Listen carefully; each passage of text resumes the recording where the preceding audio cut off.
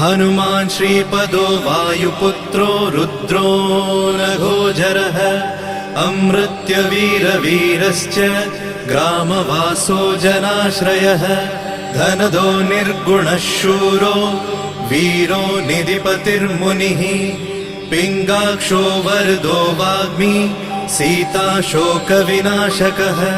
शिवः शर्वत्परो व्यक्तो व्यक्ताव्यक्तो धराधरः पिङ्गकेशः पिङ्गरोमा श्रुतिगम्यः सनातनः अनादिर्भगवान् देवो विश्वहेतुर्जनाश्रयः आरोग्यकर्ता विश्वेशो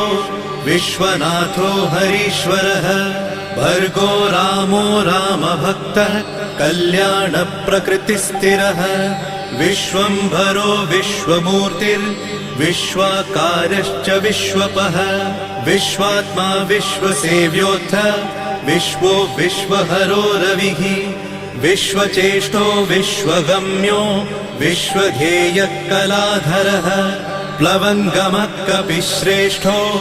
ज्येष्ठो विद्यावनेचरः बालो वृद्धो युवा तत्त्वगम्यः सुखो यजः अञ्जनासूनुरव्यग्रो